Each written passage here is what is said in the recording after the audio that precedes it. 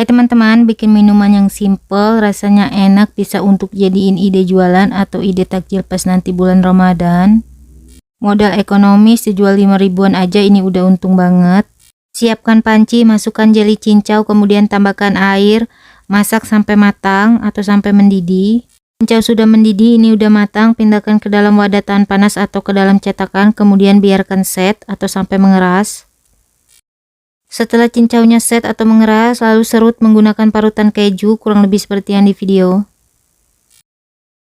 Selanjutnya siapkan mangkok, masukkan kopi rasa cappuccino, tambahkan gula pasir, air panas, kemudian kopinya diaduk sampai larut.